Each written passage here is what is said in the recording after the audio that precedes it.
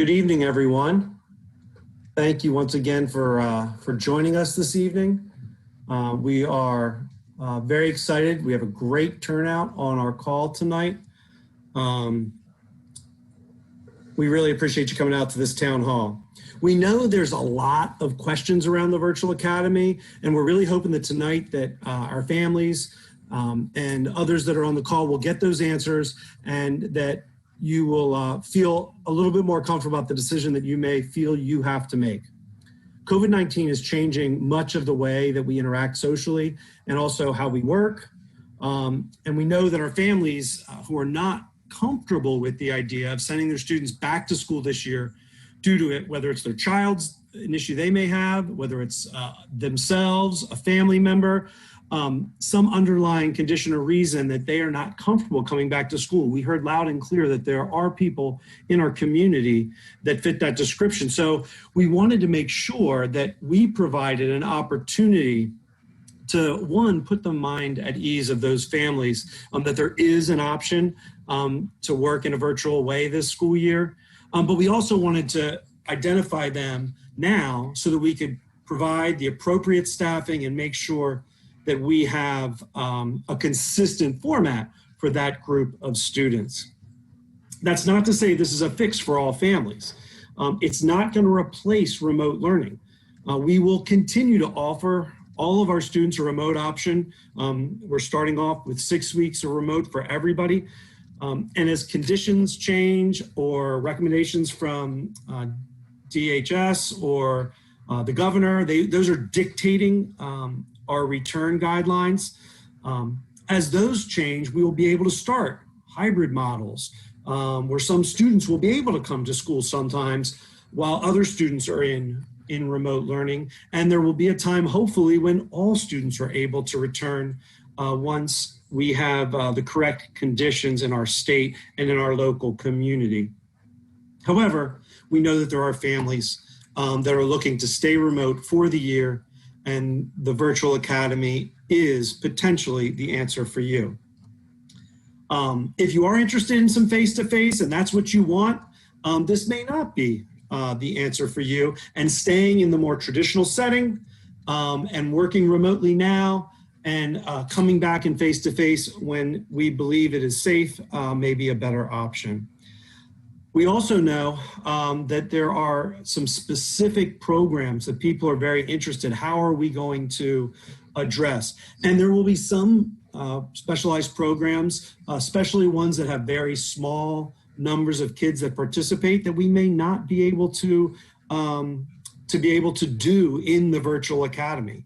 But we want people to be able to make those choices and balance between the anxiety that they have around the potential of having to return to school and the programs that we offer. It is our goal to be able to offer as many services, supports, and programs to keep as many students as we can fully involved in the virtual academy. But we want realistic expectations that obviously virtually we can't do everything. So one of the examples I used is we have a culinary at Glasgow, and the idea of being able to do our food science labs, they won't be the same in someone's home because most of our homes don't have a professional kitchen like we have at Glasgow. We also have some specialized programs like the Christina Honors Society, the Christina Honors Academy at Christina High School. We have advanced academics in many of our schools. We have the Chinese immersion program. We have some very specialized programs for some of our special needs students. And these are the ones that we are trying to figure out which ones will we be able to really honor and which ones will we not. And really it's going to be based on you, our families, and your choices. Obviously, a more dense population, we will be able to provide additional staff and be able to provide additional services. Tonight, as we go through the presentation, down at the bottom of your screen, there's a little button that says Q&A. And as you have questions, please feel free to write them down. We're going to start off with a presentation, and we hope that that presentation will answer a number of your questions. However, again, feel free to write those questions down in the Q&A. You may find it better to wait until after we've gone through the presentation because a lot of your questions may be answered But if one comes up that sparks something that we say, please make sure you write it down in the Q&A, and we're going to address those at the end. Alva Mobley will be our moderator, so she's going to be monitoring the chat, and she will try her best to but we'll have to group some of the questions. I can tell you right now, there's already 60 questions in the Q&A, and we haven't even done the presentation yet. So we probably won't get to every single question, but what she's going to try to do is group some questions together so we get to the gist of the heart of all of your questions. I'd like to introduce our panel, and as I introduce you, if you could just wave so people can put a name to a face. I'm Dan Shelton. I apologize, I didn't introduce myself. I am the superintendent of the Christina School District. Deirdre Akins is our deputy superintendent. Dana Crumlish, who is our supervisor of student services. Jeff Conkey, who is our senior director of special services. Our public information officer, Alva Mobley, and who's also serving as our moderator. And our first presenter is going to be our Senior Director of Teaching and Learning, Dean Ivory, and I will turn it over to you, sir.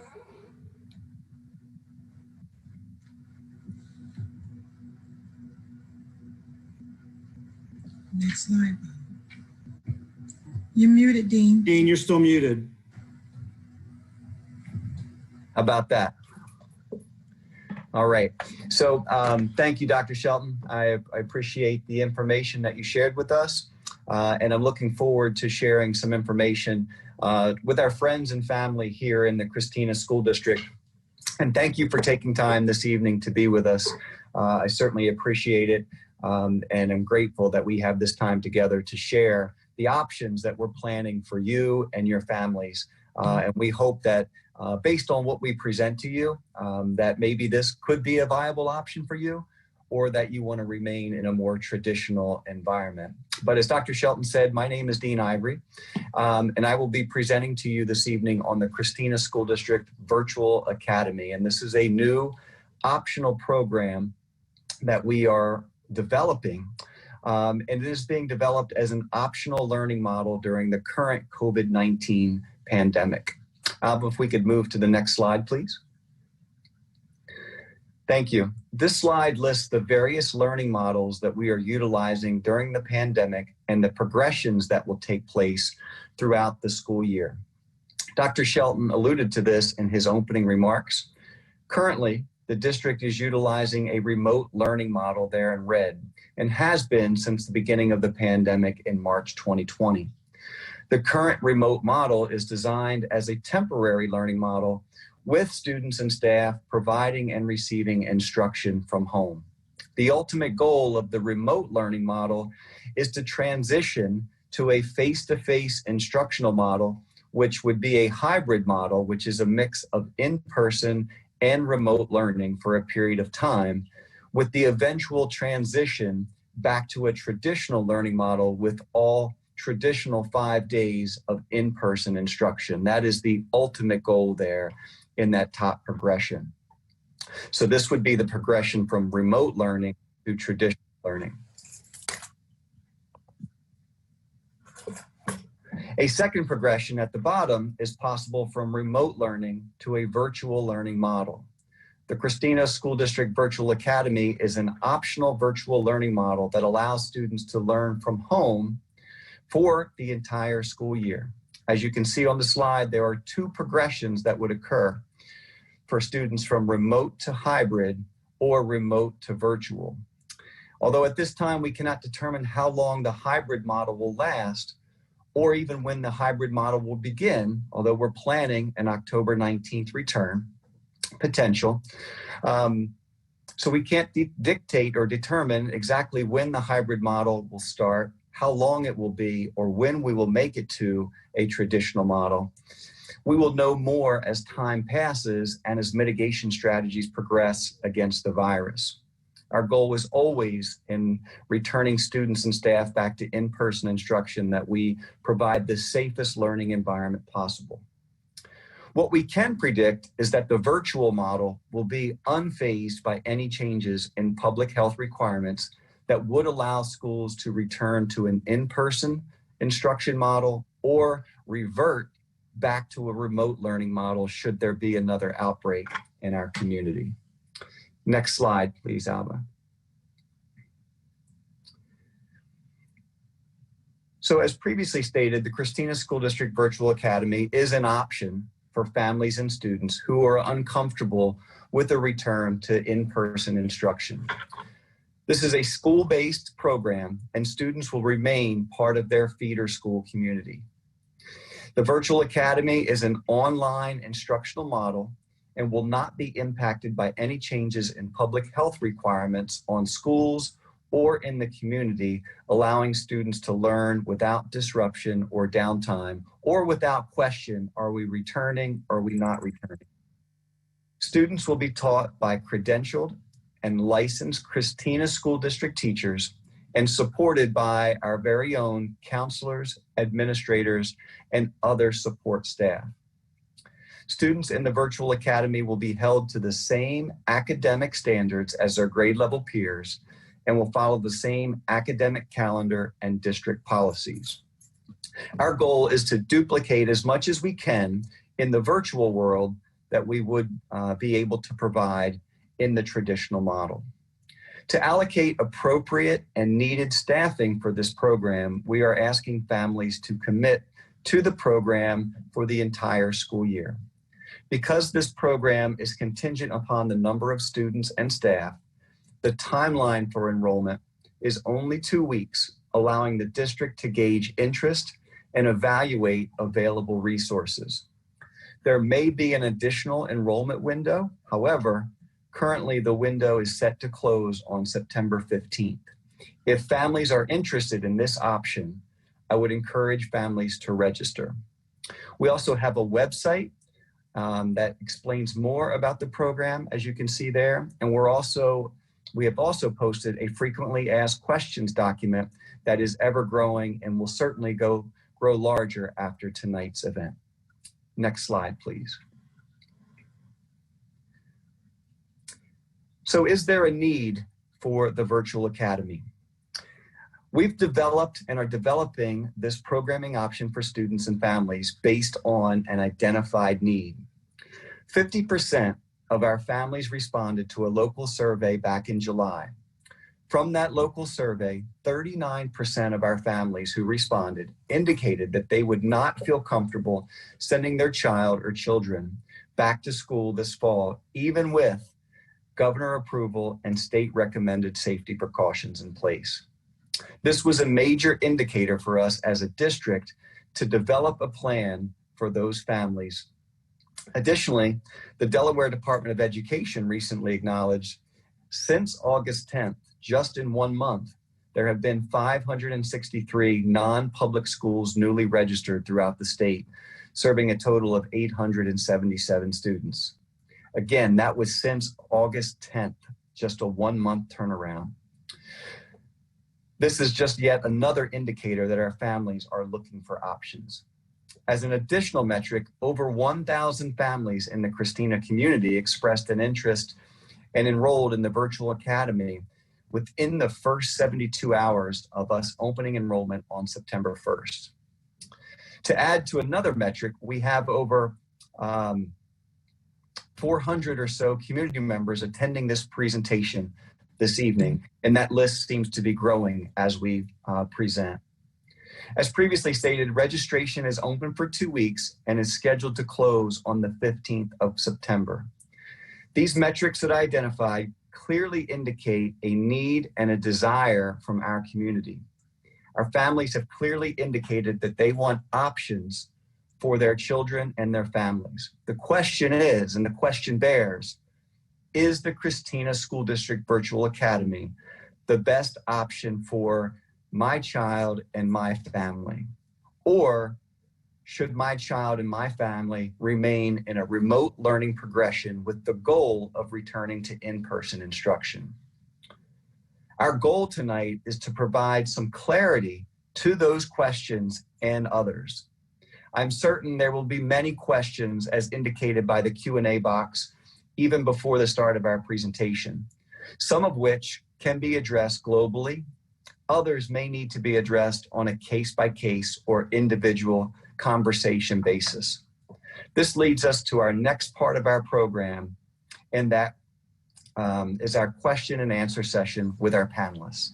Our Public Information Officer, Mrs. Alva Mobley, will moderate this part of the program, and as Dr. Shelton said, try to group questions together so that we can use the next 40 minutes of our time together to answer as many questions as possible. Alva. Thank you, Mr. Ivory, for providing more understanding about the CSD Virtual Academy. I'm Alva Mobley, as Mr. Ivory stated, and I will moderate the Q&A session. We believe this session will be helpful in achieving clarity as our panel discusses the important topics. Here's how it will work. We will be addressing as many questions as possible during our time. Right now, we're up to about 92 questions, and I'm sure many of them are similar. Add your question to the Q&A section that can be found at the bottom of your screen. Type in your question and click enter. Note, anonymous questions are turned off. However, only the panel can see your name.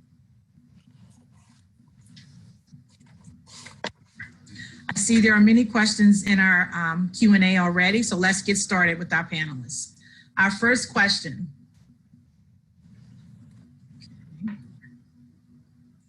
This is regarding Christiana's Honors Academy and how it will work in our Christina School District Virtual Academy. So students will remain part of the Honors Academy and will return to Christiana in person next year. So no one will lose their spot in a choice school or in a special program like Immersion or Honors Academy if they choose the Virtual Academy. Thank you, Dr. Akins. If I sign up for Virtual Academy, will my son have the same teacher as remote learning? Mr. Ivory. So if we refer back to that slide with the progressions. So right now in a current remote learning scenario where we currently are, the two progressions would be in-person instruction and some type of hybrid or traditional learning. That model, that progression would maintain the same teacher or teachers for my child or children. That other progression from a remote to a virtual learning model will most likely result in a change to my child's teacher or teachers. And again, that's dependent upon the students that we have enrolled and the staff that we have applying for these positions. So the likelihood of that progression from remote to virtual, the likelihood is that yes, my child's teacher will most likely change. So Mr. Ivory, what happens if I decide to opt out of the program? So we are asking folks to commit for a year. However, Christina School District is always looking to support their students and families.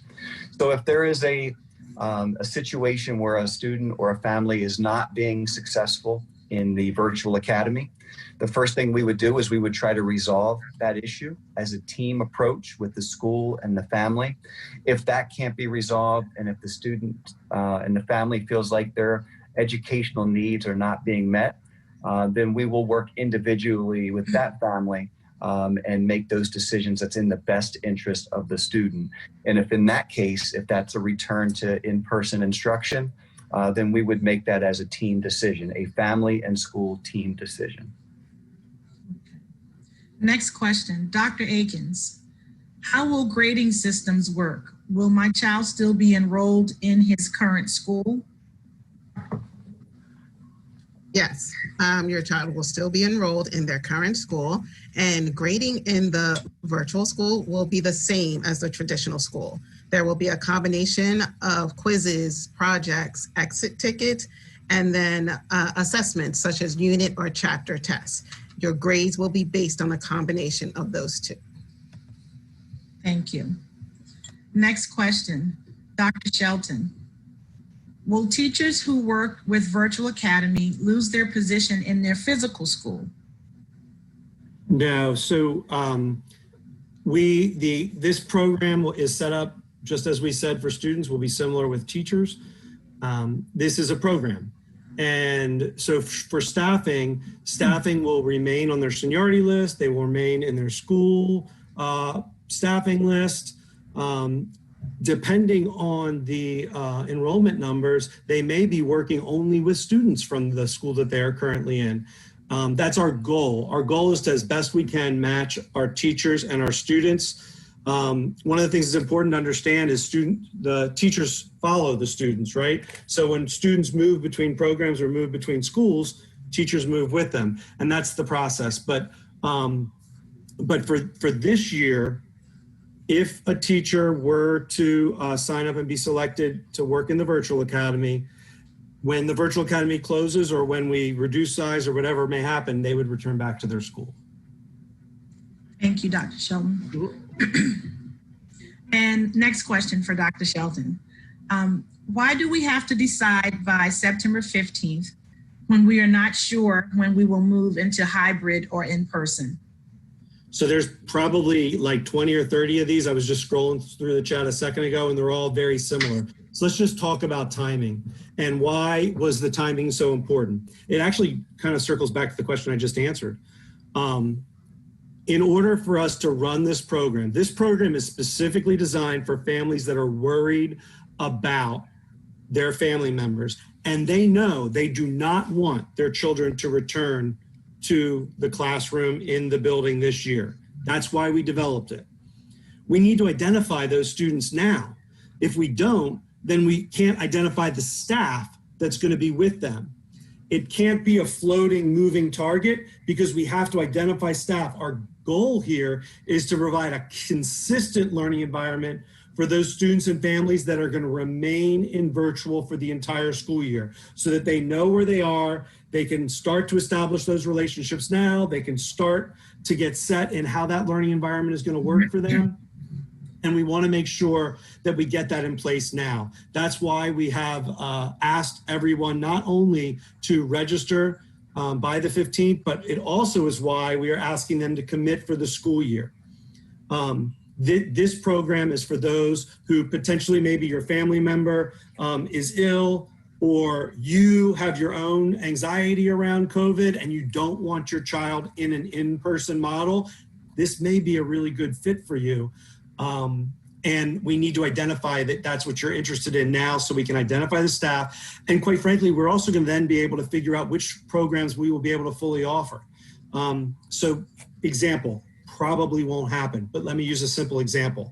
If every one of the students in the Downs immersion program signed up for the virtual academy, obviously then we are going to have staff that's going to be able to offer it. But that probably isn't what's going to happen. So we have to make sure that we can provide maybe tutoring or we can provide one course. We have to figure that out. But until we know how many students are going to be participating, it's impossible for us to figure out how we would staff it. We also need to make sure our staff knows what's going on. So we have to identify staff and say, okay, you're going to remain in virtual so that they can begin to prepare for their school year. It's unfortunate that we don't have all the answers. And I think all of us know since March that anything can change from day to day. Literally information changes from day to day. Sometimes it's good information. Like about a week ago, a little over a week ago, we found out that the USDA had extended our universal meal program. So we will be able to provide meals to our families until till December 15th now, just like we did in the summertime. That's good news, but we just found out a week ago and we already had a plan for how we were going to deliver meals and take everybody's numbers like we would do if they were in school. So we're having to do changes and plans on a regular basis. The virtual academy, you'll know where you're going to be, you'll be set for the year, and it'll provide that stability, and that's our purpose. I think I answered a couple questions on that one. Thank you, Dr. Shelton. Next question, and this is for Mr. Conkey. How will students with disabilities be served? A student with an IEP and or disability will not have any different services than what's outlined in our IEP. The IEP will follow a student to the virtual academy, and whatever is entailed and outlined in his or her IEP will be implemented once they get into the virtual academy learning. Thank you, Mr. Conkey. Okay, back to you, Dr. Shelton. If the district goes back full-time, can we still choose remote? So this sort of goes back to the question I just answered. So it is always our goal to serve our students and serve our families. That's always our goal. But just like any other choice options that we have, sometimes there's room and sometimes there isn't. When you move, if you wish to choice between one of our schools, there are a number of our schools in the district that have no room for choice. They're already maxed out, and we can't overload those programs. So if the program is already maxed out, we won't be able to allow additional students in. That question could be asked the other way too, right? So the question could be asked, if I'm in the virtual academy and I decide I want to go back to the traditional building, can I do that? So I'd answer that question the same way.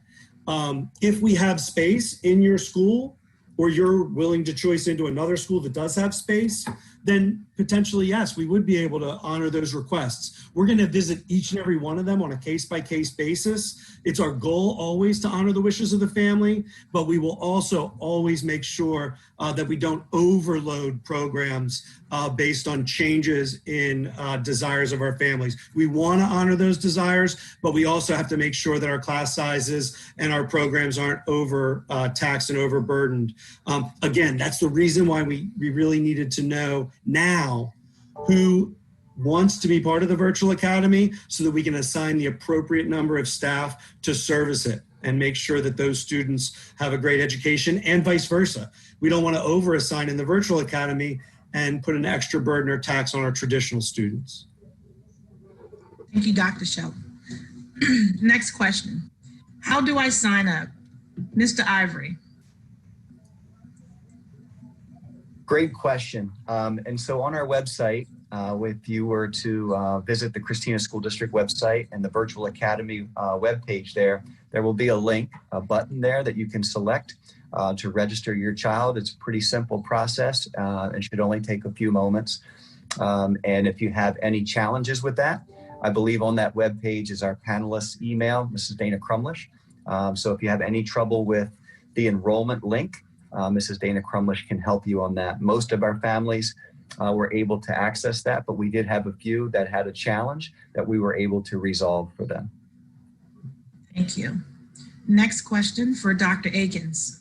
What about connections between teachers? Yeah, that's a great question as well. But our September 30th count has always required us to make some changes when additional staff was hired. Sometimes we had to collapse classes. Realizing that this is a different situation and we understand it could cause some anxiety, it's the only way we can ensure we have appropriate class sizes both in the virtual academy and in the traditional school program. So if you should lose that connection with your teacher, we are confident that you will build a new connection with your new teacher. Thank you, Dr. Akins. And another one for you. Will K through 5 students have related arts classes? Yes, the Virtual Academy will provide related arts classes for elementary students. What about honor students and AAP? So again, we're going to be resourceful and innovative in providing enrichment services to students. It may look like posting a camera in the classroom so that you could participate with the students that are in the school or inside the classroom and still be able to have your virtual experience. So once once enrollment and staffing are finalized, we will solidify those decisions and those plans. But we will be making every effort to make sure programming continues to the best of our ability. Thank you. Next question, and this is for Dana Crumlish. What if my child changes address or moves out of state? So that is another good question. So if your child changes address, you would contact me directly so that we can ensure that if you are no longer in your current feeder, we can work on choice. Unfortunately, though, if you do move out of district or out of state, you would have to then probably leave the program and go to your feeder school in your new state. Okay, thanks, Ms. Crumlish. I would just add to that, if your child is having to move around for childcare issues, so today I'm not moving, I'm working here, but this weekend my kids are going to have to go to my parents next week who live in Maryland, and the following week they're going to go to my wife's parents who live in Pennsylvania, and then the next week they're going to be with me again. You haven't moved, you haven't changed residence, your kids are bouncing around a little bit because you're working and they need to have childcare. This might be a great option for you because it wouldn't matter where they were, you would be able to access their teacher through the virtual academy model. Okay, thank you. Next question for Mr. Ivory. If we choose Christina School District's virtual academy, are we still going to use the same schedule? So that's a great question as well. The elementary grade band schedules will be very similar. So the elementary grade band schedule will be very similar, as well as the middle school and high school. So we will try to model as close to those schools as possible. There may be some slight differences, but our goal is to model those schedules as closely as possible because we'll be pushing in supports to the virtual classroom. So the question around related arts that Dr. Akins responded to, in her example, there may be a camera in the related arts classroom where my child is getting the instruction through that virtual mode where the teacher is teaching a group of kids, but the camera is on the teacher. And so that will, if that is the case, and if that's a creative solution to a potential problem, then we will have to model our schedules in the virtual academy with that of the in-person building level schedule as much as possible. Good question. So, Mr. Ivory, if a parent signs their child up, register them through the link that's provided, does that mean that they're automatically signed up? That's another great question. So our process is going to look something like this. So when registration closes, we will have a much better understanding of where we are in terms of numbers with students and staff. And at that point, then we're going to reach out to families and say, we are able to offer this as a first grade option for your family.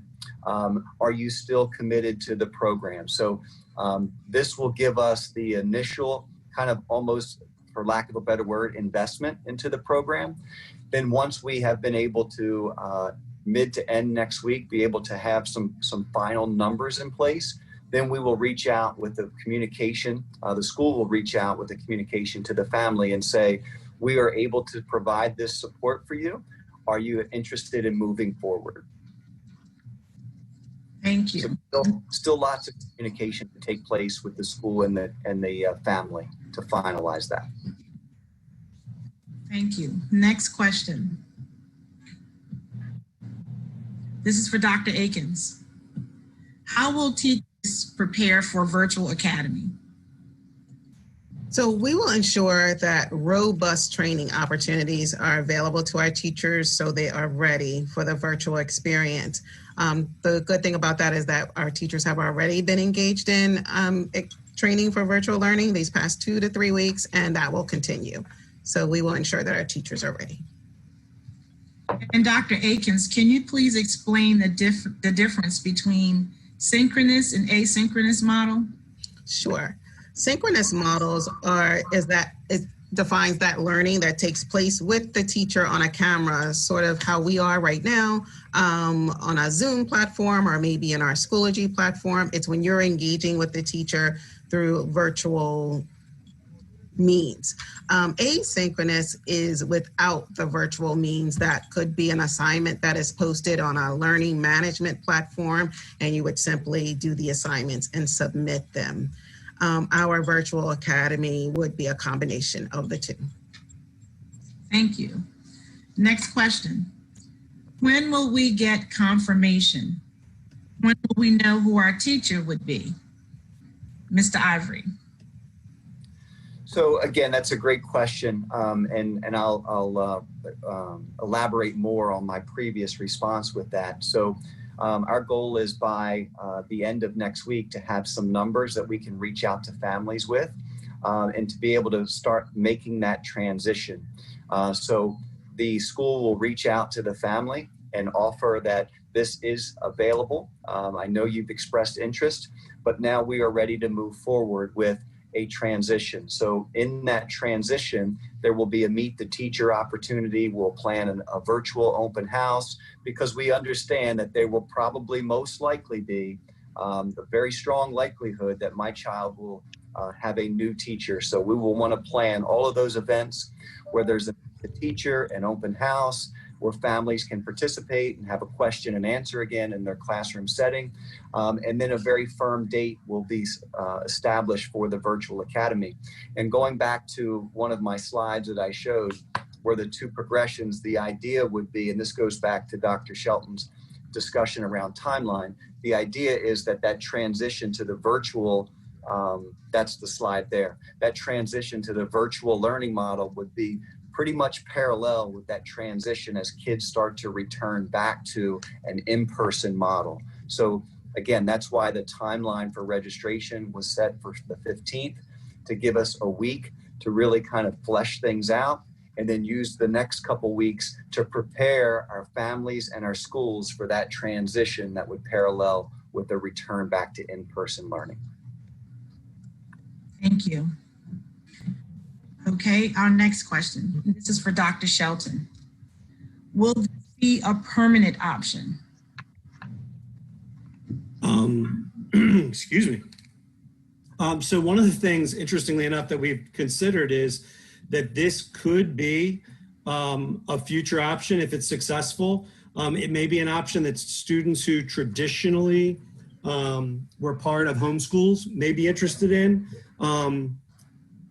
One of the pieces of data that came out, I think Mr. Ivory may have already mentioned this, I think it was between 600 and 700 families registered in the month of August with the state of Delaware to open a homeschool. In this case, instead of having to do it on your own, you'd have a certified teacher available there to help you. You'd have all the resources of the school district to help you. You'd have some advanced coursework. So this could be a great option for those that want their child to be at home, but also want to take advantage of the resources from having a public education. So depending on the interest and depending on the success, this is a potential option for the future for us. I think one of the things that we're finding out is that COVID is going to change a lot of the ways a lot of different businesses work, and this may be one of the ways that we change in education. I think the other thing this is forcing us to do is we've been talking about for years wanting to start blended learning and the ability to have more and more authentic lessons, and this is allowing us that, the ability when, you know, what we're doing right now, you're sitting in your own home and talking to a number of people right from district office and being able to ask them questions. And that's something that's unique in this. You don't have to bring somebody into the classroom anymore to have a really authentic conversation. So I think there's a lot of downsides on the COVID-19 pandemic. Please don't misunderstand what I'm saying, but there will be some good things that come out of it. And potentially this will be one for some families. Thank you, Dr. Shelton. Next question, and this is for Ms. Krumlish. Can homeschool or private school families register their student? Yes, they can. They would just need to register in their feeder schools, and then they would be able to apply for the virtual academy. Thank you. Next question. This is for Dr. Akins. Will the decision to open be made by the school, the district, or the state? The guidance to open school will first come from the governor's office, and then districts will then make their plans based on that guidance. Thank you. And another question for you, Dr. Akins. Will my child use the materials they have received or get new material for the virtual academy?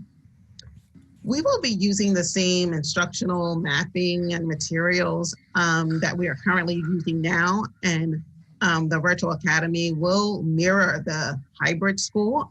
So those should all stay the same.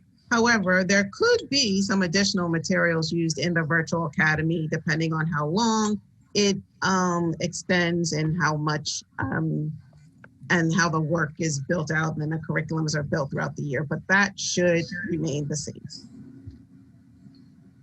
Okay, and I think this question goes along with that. The question was, will virtual classes have the same live classes and lessons as they do in today's virtual model? And I believe you've answered that. Yeah, it will mirror the space that we're in now. You can expect, as I explained before, that face-to-face learning, a combination of that and loaded or posted assignments to complete on your own. Okay, and the next question is for Mr. Ivory. Will students be provided technical equipment such as iPads or Chromebooks as they have been for remote learning this year, or will they have to return the ones they have for virtual academy? Is that for me? It was for Mr. Ivory. I think we lost connection. Oh, that's okay. I can answer that question.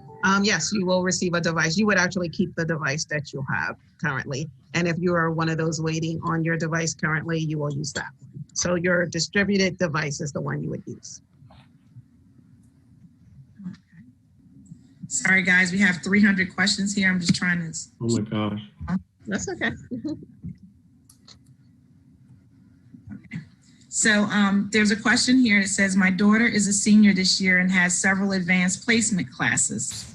Will there be staff available who are familiar with the curriculum to assist her in virtual academy? Yeah, that sort of goes along with that special programming and question, Mrs. Mobley. And what that means is, yes, even if we may possibly put a camera in the current Cambridge or honors class and the student would follow that way. But we will be as innovative as possible. Okay, thank you. Next question. My question is, after virtual academy for this year, do we have to disenroll if we choose to attend in person next year, or can we just attend as normal at the beginning of the school year? That's next year. I can take that one. I guess the easiest answer is we'll tell you, but the plan right now is at the end of this school year, everyone will be moved back into the school where they were. So if you were at Christiana High School, Middle School Honors Academy in 7th grade, you would move right into 8th grade. Now, if you were in the Middle School Honors Academy 8th grade, obviously you're going to go to your feeder high school. And then obviously the standard normal choice process would exist that normally happens. It starts, Ms. Crumlish, it's November. When do we open that now? It's the first Monday in November. Yeah. So we'll reopen that.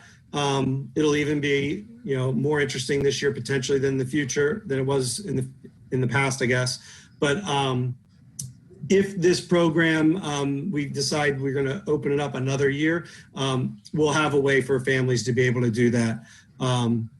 Right now, we're concentrating on launching it as opposed to what's going to happen next year.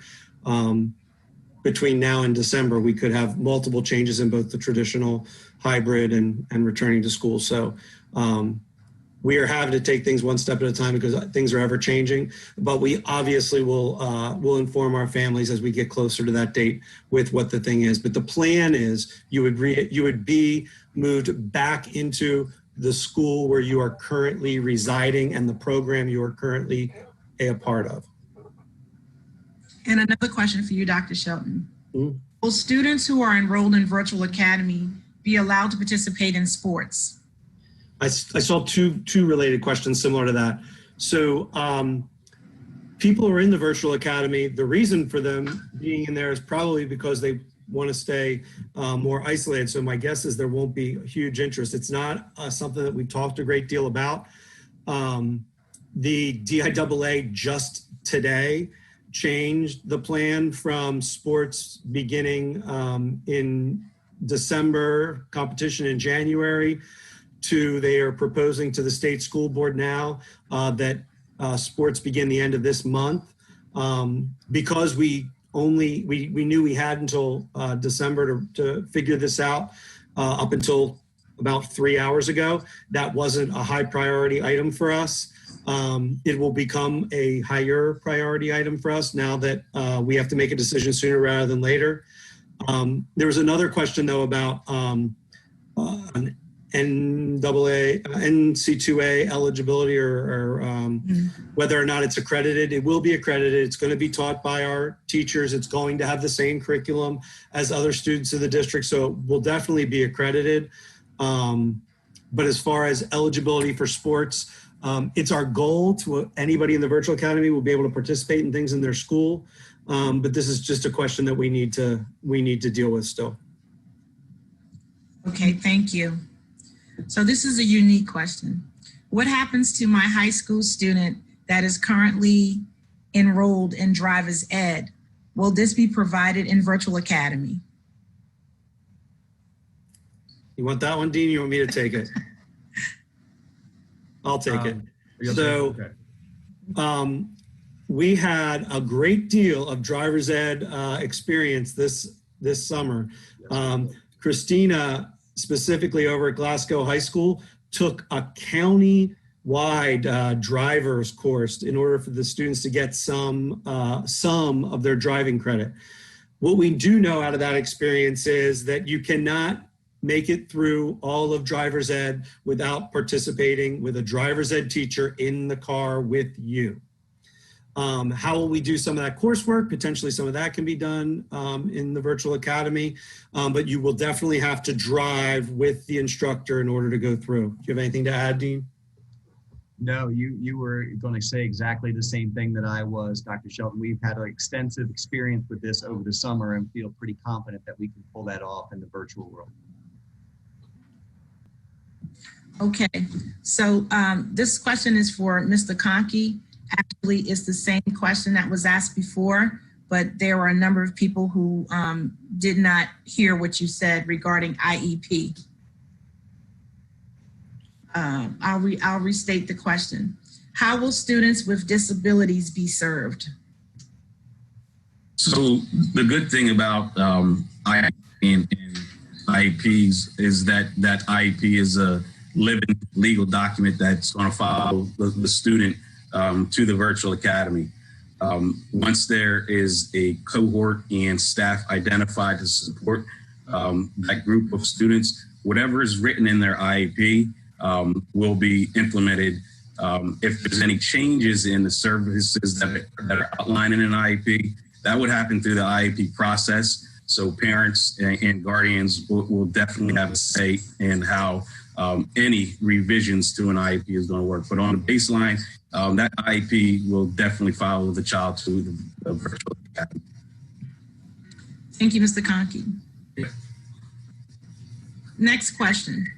How long will the virtual classes last? Like during the day for the schedule? What does that look like? Right now, the virtual academy schedule will mirror as closely as possible to the current schedule. So right now we have 45-minute blocks, and that's what you can expect. Thank you, Dr. Akins. Next question for Dr. Shelton. If the district goes back full-time, can we still choose remote? So again, that question sort of repeats in different little ways, right? The virtual academy, if you know that is what you're going to want to do, the virtual academy may be a really good option for you. If we get to a time where we decide, okay, we're in hybrid, but you don't want your child to attend, if there's space, we will try to accommodate you on a case-by-case basis, but we certainly can't guarantee it. When we go back to school full-time, again, if that's something that you are uncomfortable with at the time, if there's space, then we would try to accommodate you, but we can't guarantee. And vice versa. If you're in the virtual academy and we go back full time, we can't guarantee there'll be space in the traditional building. that's the way our choice process works as well. We can only move people around if we have staffing and space in order to do that. It's our goal to provide as much and as many services as we can to all of our families. The reason for this program is because we had an outcry for this particular program from families that do not wish to come back this year. For those that are back and forth, I know it's a tough decision, and I apologize that we're asking ahead of time, but we won't be able to universally move back and forth because once we have staff assigned, and they need to be working with those students, and we need to make sure that we're keeping our learning environments as consistent as possible. There will already potentially be one change when we open the virtual academy, right? So we already will most likely have some students that move from the virtual academy will now be potentially with a different teacher. And in the traditional school, we will have some students that will have to move out of classes because teachers are moving to the virtual academy. We can't do that all year long. We have to make sure that we have some consistency for our students and we have some consistency in our programming. Thank you, Dr. Shelton. Next question for Mr. Ivory. Can I enroll one child in virtual academy and one child in hybrid learning? That's a great question. And so as someone who has 5 children of his own, I know my children are all very different, disgustingly similar, as my mother would say, but also very different. So yes, the short answer is yes. You as a parent know what's best for your children and what situation or environment they would flourish in best. So if I have one child in virtual and another student in a progression to go back to face-to-face instruction, that is absolutely possible. Thank you, Mr. Ivory. How soon will families be notified whether their child has been accepted into the virtual academy?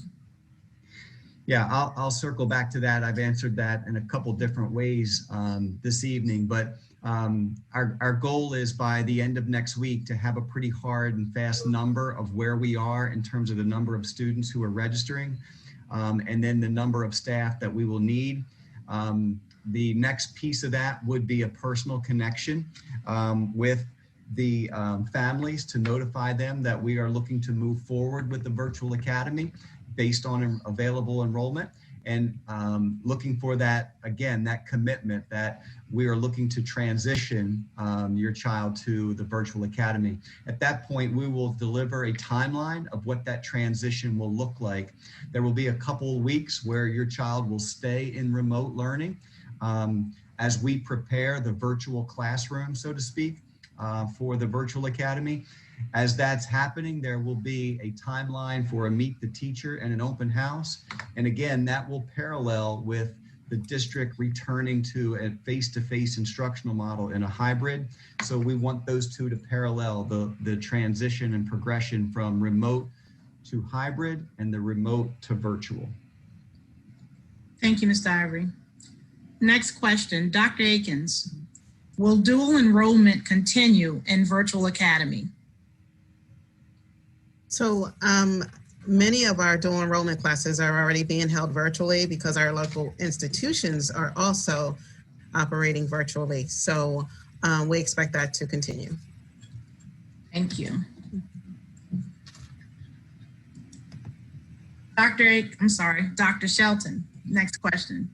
If the governor says to stay virtual all year, what happens to this virtual academy program at Christina? So the governor right now has actually said we should move to the hybrid model. As a school district, and really all the school districts in Newcastle County made the decision that we needed to make sure we had our staff back and fully trained before we opened in the hybrid model. Currently, the numbers show that we're in the yellow. For those that have not been following, there's levels of community spread, and we've been bouncing sort of the lower yellow to the middle of yellow. That is supposed to indicate the hybrid model, and it's our intention, as if nothing else changes, that we would move to the hybrid model on the 19th of October. That's 6 weeks in once we have made those We make sure everything is firmly in place. We've made sure that our staff is fully prepared and trained, and made sure we have our signage and our PPE and everything in place. If things were to change, what the governor has said is that he's going to make his decision based on the science. And he has also said that it may be that decisions are made at the community level. In other words, I'll give a simple example, which I believe is the one he gave. There was a massive outbreak in Georgetown right before summer. But we didn't see it up here in Newcastle County. In that case, it might be that the Sussex County schools are asked to go fully remote, but not the Newcastle County schools. So it's going to be on a case-by-case basis, I think. I think ultimately districts are going to have to make decisions based on what we know about our community. We also know that one of the things that we're working on is testing, and we're having all of our staff tested right now. And we will also be offering opportunities to have all of our students tested right before we return. We presented that last night to the board. So it could be, as we do our ongoing monitoring testing, so we'll have small groups of people tested once we get back to hybrid and once we get back to in-person learning, that individual schools could even be closed, not district-wide, just because of outbreaks in very localized areas. So the real answer to the question, though, is the virtual academy by design is there to stay virtual for the year. If everyone is virtual for the year, then it would parallel it, I suppose. But in the grand scheme of the world, it's the anticipation that we're going to be able to get to some sort of a hybrid model sooner rather than later. I mean, today, the DIA even said, hey, you can play football. It's safe enough now to play football, and they're saying even wrestling. So I anticipate, unless we have major changes in the science, that DPH is going to recommend us coming back to school. Thank you, Dr. Shelton. So as we stated earlier, right now we have about 406 questions, and many of them are duplicates, and most of which were answered during this session. I'm going to turn this back over to Mr. Ivory. I know that we have FAQs available on our website, and we will continue to add to those daily as needed to answer all of your questions. Thank you. Thank you, Alba. I just want to express my sincere thank you to all of the families and friends who took time out of their evening and to really pose very thoughtful questions, very engaging questions, and really it just proves to me that there truly is a desire and a need to move forward with the virtual academy, and so we are eager to make this happen for our families as a potential option. We understand that it's not the option for everyone. But we also hear loud and clear that it is a potential option for many families who have some anxiety or concern about returning to in-person instruction, and that I can certainly understand. Again, I just want to know that we are working for you and for your family to provide the best possible learning environments, both virtually and in person in the Christina School District. And we may not have all of the answers all of the time, but we will certainly work to find out an answer and certainly find a solution that is best for you and your family and the education of your child and children. So please visit our website. As I mentioned, our frequently asked questions will be updated from this evening. Give us a couple days to get that updated. And as always, myself, Dana Crumlish, Dr. Akins, we're all here on our panelists. We're all here to respond to your questions. If you want to respond to us via email or some other way, we will do our best to provide an equally thoughtful response to you. And for those of you that have registered, you will receive some type of response from the district the week of, let's see, it closes on the 15th, so that would be the week of the 21st, I do believe. The week of the 21st, you will receive some type of response about where we are with the virtual academy and looking for your continued commitment to move forward in this process with a detailed timeline of moving forward that will align with that progression of a return to face-to-face instruction. So with that said, I'm going to turn it back over to Dr. Shelton for any closing remarks. So thank you, and I apologize we weren't able to get to all the questions. I think it's really amazing the participation we had. We have 406 people on the call right now and 419 questions. So it was great participation. Hopefully we were able to bunch enough of the questions together that we answered most of them. We will again add to the FAQ based on tonight's questions and capture those.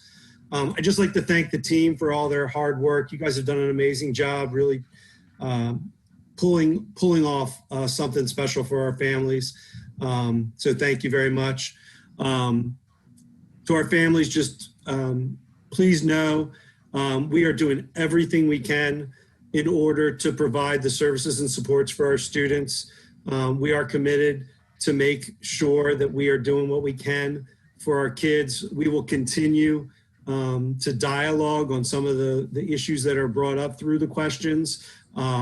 You know, some people call them loaded questions, but we'll continue to work through those questions and the reasons for them, and hope that you understand and continue to be thought partners and help us as we work to try to do what's best for our kids and our families in a very tough situation for all of us. Thank you. Thank you for coming. Thank you for listening. And thank you for allowing us to serve your children as their educators. Have a great evening.